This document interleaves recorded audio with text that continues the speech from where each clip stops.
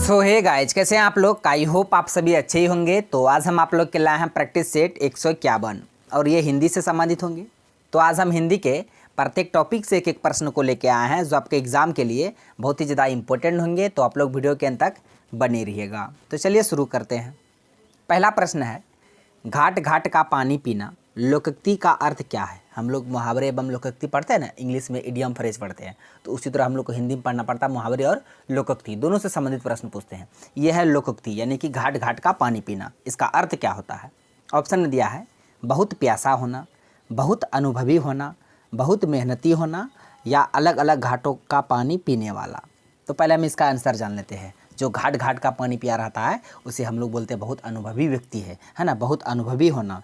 इसका answer option B हो जाएगा, बहुत अनुभवी होना। ठीक है, बहुत प्यासा होना नहीं होगा, बहुत मेहनती होना नहीं होगा, अलग अलग घाटों का पानी पीना ये भी नहीं होगा। इसका आंसर हो जाएगा ऑप्शन बी, यानी कि बहुत अनुभवी होना। मान के चलिए एक लड़का है, राम को कोई नहीं हरा सकता है क्योंकि वह घाट घाट का पानी पिया हुआ है, यानी कि बहुत सारा उसके अंदर अनुभव है, इसलिए उसको कोई नहीं हरा सकता है। तो याद रखिएगा, घाट घाट का पानी पीना लोकोक्ति का अर्थ होता है बहुत अनुभवी होना। ठीक है, अब बढ़ते हैं अगले प्रश्न की ओर।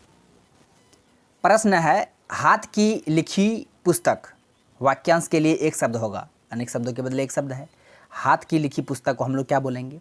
पुस्तक बोलेंगे, हस्तलिखित बोलेंगे, हस्त पुस्तक बोलेंगे, पांडुलिपि बोलेंगे। ठीक है, पुस्तक तो होगा नहीं, हस्त पुस्तक तो होगा नहीं। आप ये दोनों में कन्फ्यूज होइएगा, हस्तलिखित या पांडुलिपि। तो देखिए, हाथ से लिखा हुआ, हाथ से लिखा हुआ बोलेंगे हस्तलिखित। नीचे लिखा हुआ निम्नलिखित क्या रहता है ना, नीचे लिखा हुआ, इसको हम लोग बोलेंगे क्या? निम्नलिखित। प्रश्न बोलते हैं निम्नलिखित प्रश्न का आंसर दीजिए, उत्तर दीजिए। निम्नलिखित याद रखिएगा, नीचे लिखा हुआ को निम्नलिखित, हाथ से लिखा हुआ हस्तलिखित, और हाथ की लिखी जो पुस्तक होते हैं उसे हम लोग बोलते हैं पांडुलिपि। क्या बोलते हैं? पांडुलिपि। अंग्रेजी में इसको बोलते हैं मेनू स्क्रिप्ट, मेनू स्क्रिप्ट। ठीक है, आप इसे याद रखिएगा। हाथ से लिखा हुआ हस्तलिखित, नीचे लिखा हुआ निम्नलिखित, और हाथ की लिखी पुस्तक को हम लोग बोलेंगे पांडुलिपि। अंग्रेजी में इसको बोलते हैं मेनू स्क्रिप्ट। सारे बातों को आपको याद रखना है। अब बढ़ते हैं अगले प्रश्न की ओर। प्रश्न है, चोर का पर्यायवाची शब्द आपको बताना है। किसका बताना है? चोर का पर्यायवाची क्या होगा? ऑप्शन में दिया है धूसर, खनक, भूधर, विटप। ठीक है, देखिए जो विटप दिया हुआ है, ये विटप जंगल का है। जंगल बोलिए, कानन बोलिए, विपिन बोलिए, ये सब जंगल का पर्यायवाची है। ठीक है, विटप, कानन, जंगल, ठीक है, विपिन, वन, विटप हो गया। इसके बाद दिया भूधर। भूधर किसका है? भूधर पर्वत का है। किसका है? पर्वत का पर्यायवाची भूधर होता है। और क्या होता है? पहाड़ होता है। और क्या होता है? अंचल होता है, महीधर होता है, गिरी होता है। अंचल होता है, गिरी होता है, महीधर होता है। ठीक है, ये पहाड़ पर्वत का होता है। उसके बाद धूसर। ये धूसर किसका आता है? गधा का होता है। किसका? गधा का होता है धूसर। इसके अलावे गधा का घुसर हो गया, खर हो गया, गर्धब हो गया, ये सब गधा का पर्यायवाची है। एक ही ऑप्शन बच गया, ऑप्शन बी, यानी कि खनक। चोर का पर्यायवाची क्या हो जाएगा? खनक। याद रखिएगा। इसके अलावा चोर का पर्यायवाची क्या क्या होता है? रजनीचर भी होता है चोर का। रजनीचर चोर का क्या होता है? रजनीचर होता है। इसके अलावे चोर का होता है क्या? तस्कर। तस्कर चोर का ही होता है। तो सारे प्रश्न को आप याद रखिएगा। धूसर किसका होता है? गधा, खर, गर्धब होता है, गधा का होता है। भूधर का पर्वत, पहाड़, अंचल, गिरी, महीधर। और विटप ये जंगल, कानन, विपन, वन का होता है। और खनक ये चोर का होता है। याद रखिएगा, इसका आंसर ऑप्शन बी हो गया। नेक्स्ट है, विसर्जन का विलोम बताना है, उल्टा बताना है। किसका? विसर्जन का। देखिए ऑप्शन में क्या क्या आपको दिया हुआ है। ऑप्शन में दिया है पतन। पतन किसका उल्टा होता है? उत्थान। उत्थान का उल्टा पतन होता है। ठीक है, रक्षक का उल्टा भक्षक होता है। रक्षक का उल्टा क्या होता है? भक्षक होता है। सम्मुख का उल्टा क्या होता है? विमुख। क्या होता है? विमुख। एक ही ऑप्शन बच गया, ऑप्शन बी, आवाहन करना। आवाहन करना। ठीक है, किसी को बुलाना, विसर्जन मतलब विसर्जन कर देना। ठीक है, तो याद रखिएगा, विसर्जन का क्या मतलब होता है? विदा होना या त्याग देना, विसर्जन करना। उसका उल्टा क्या होगा? आवाहन, यानी कि बुलाने की क्रिया जो होता है, आदरपूर्वक बुलाने की क्रिया आवाहन कोई करता है तो बुलाने के सेंस में आवाहन, और विसर्जन यानी कि त्याग देना, विदा देना होना। ठीक है, याद रखिएगा विसर्जन का उल्टा क्या होगा? आवाहन। और इसके अलावा जो शब्द था उसका भी उल्टा हम बता दिए, इसको भी आप याद रखिएगा। नेक्स्ट है, दिल्ली से मुंबई आने वाला ट्रेन 2 घंटे की देरी से आएगी। यहाँ जो अंडरलाइन किया गया है आने वाला ट्रेन, यहाँ पे मोस्ट इम्पोर्टेंट सुटेबल वर्ड क्या बैठेगा वहाँ पे अंडरलाइन की जगह? आने वाला ट्रेन, आने वाला नहीं होगा, ये नहीं होगा। आना वाली ट्रेन सुनने में अच्छा नहीं लग रहा है, क्या वहाँ बैठेगा इसकी अंडरलाइन की जगह? आने वाली ट्रेन, आने वाला ट्रेन, इन्हीं दोनों में आप कन्फ्यूज होइएगा। ठीक है, ये दोनों तो होगा नहीं। आने वाला ट्रेन सुनने में अच्छा नहीं लगता, आना वाली ट्रेन ये दोनों होगा नहीं, होगा तो ये दोनों में आने वाली ट्रेन कि आने वाला ट्रेन, ये आप कन्फ्यूज होइएगा। ठीक है, तो देखिए यहाँ पे आप, यहाँ देखिए आप जो ट्रेन है, ट्रेन वर्ड जो है ट्रेन, ट्रेन स्त्रीलिंग है पुल्लिंग है? तो बता दें ट्रेन स्त्रीलिंग है। क्या है? ट्रेन स्त्रीलिंग है। अब आप खुद बोलिए, यहाँ आने वाली ट्रेन होगा कि आने वाला ट्रेन होगा? वाला तो पुल्लिंग है, वाली स्त्रीलिंग है ना, तो इसलिए इसका आंसर ऑप्शन डी भी नहीं होगा, इसका आंसर ऑप्शन सी हो जाएगा। तो यहाँ पे अंडरलाइन किया गया जो है, यहाँ पे क्या होना चाहिए? आने वाली ट्रेन, क्योंकि ट्रेन स्त्रीलिंग है। तो याद रखिएगा दिल्ली से मुंबई आने वाला ट्रेन नहीं होगा, आने वाली ट्रेन 2 घंटे की देरी से आएगी, क्योंकि ट्रेन स्त्रीलिंग है इसलिए यहाँ वाला नहीं वाली वाला आंसर होगा, आंसर ऑप्शन सी हो जाएगा। तो फ्रेंड्स अगर वीडियो अच्छा लग रहा है तो एक लाइक भी कर दीजिएगा। प्रश्न है, जिस तरह हम लोग अंग्रेजी में पढ़ते हैं ग्रामेटिकल एरर, उसी तरह हिंदी में भी आप प्रश्न पूछे जाते हैं कि इनमें से कौन सा जो पार्ट है वो त्रुटि है, किस पार्ट में त्रुटि है, उसी त्रुटि को आप ढूंढना है। और जो त्रुटि नहीं है तो नहीं होगा आंसर, त्रुटि है तो किस पार्ट में है उस पर आपको टिक लगाना होता है।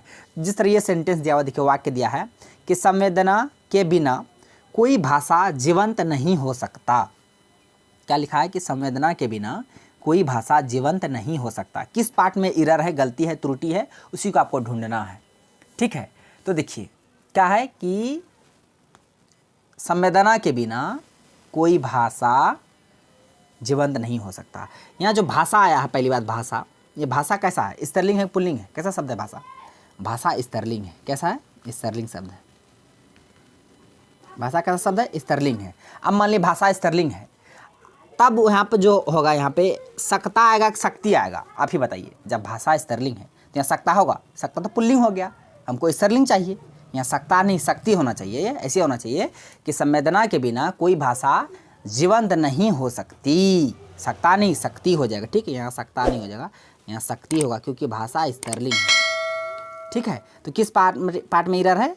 सकता वाला पार्ट में है, जीवंत वाला नहीं होगा। कोई भाषा, ये भी सही है, ये भी सही है। इसका आंसर ऑप्शन सी हो जाएगा, हो सकता। हो सकता यहाँ नहीं होगा, यहाँ होना चाहिए हो सकती, क्योंकि भाषा स्त्रीलिंग है, सकता नहीं शक्ति होना चाहिए। ठीक है, तो इसका आंसर क्या हो जाएगा? ऑप्शन सी।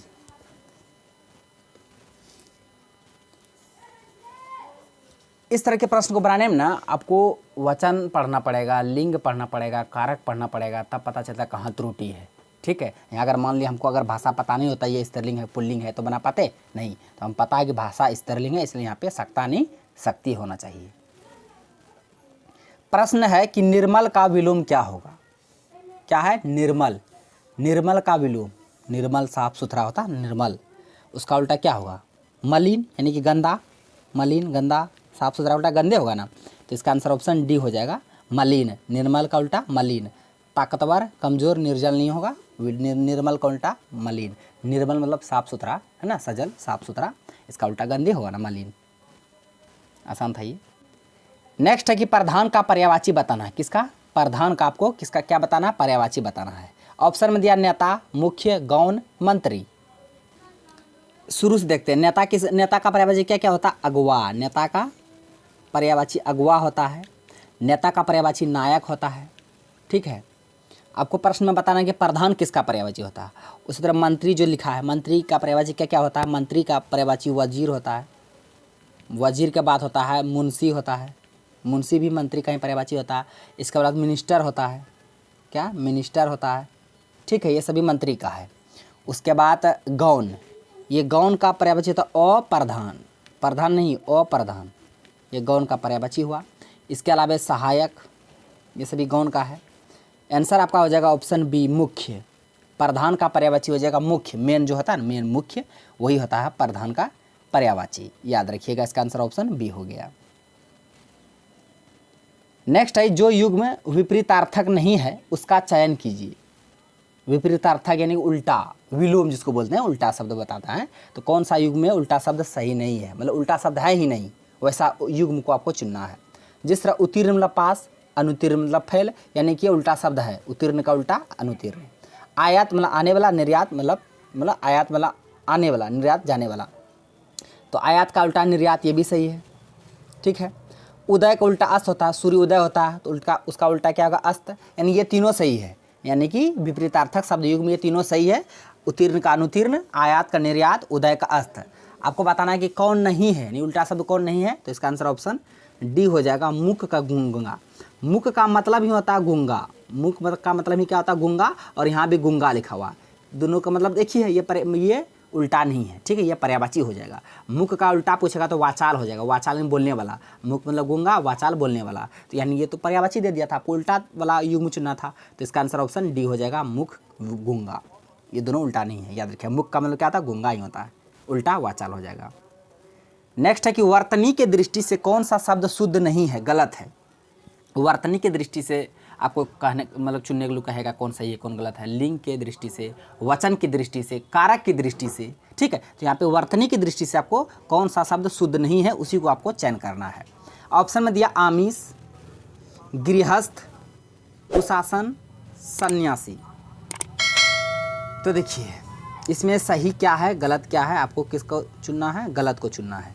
सन्यासी सही है, कुशासन भी सही है, गृहस्थ भी सही है, गलत ये है। इसका आंसर ऑप्शन ए हो जाएगा आमिष। आमिष कैसे होता है, देखिए आमिष ऐसे होता है, वहाँ का महर्षि का तालब से नहीं होता या मूर्धन से होता है। आमिष यानी मांस खाने वाला, मांस खाने वाला को आमिष, मांस नहीं खाने वाला को निरामिष। क्या बोलते हैं, निरामिष, यानी कि मांस नहीं खाने वाला, मांस नहीं खाने वाला। तो याद रखिएगा, जो साग सब्जी खाता शाकाहारी, जो सब कुछ खाता है सर्वाहारी, जो मांस नहीं खाता है निरामिष, जो मांस खाता है मतलब आमिष।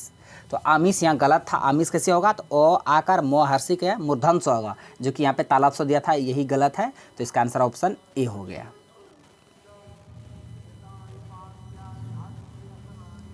नेक्स्ट है कि निम्नलिखित में से कौन सा वाक्य शुद्ध है, यानी शुद्ध वाक्य का आपको चयन करना, ठीक है, कौन सही है, शुद्ध है। वो आज आएंगे, लग रहा अच्छा सुनने में, वो आज आएंगे, ये नहीं, ऐसे एलिमिनेट करने की कोशिश कीजिएगा, ये नहीं होगा तो नहीं होगा, हटाइए। वे आज आएगा, ये भी नहीं होगा।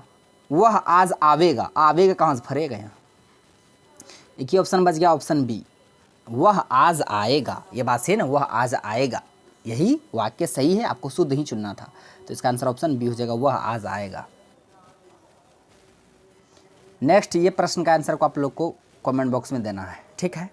प्रश्न है कि छात्र का स्त्रीलिंग क्या होगा।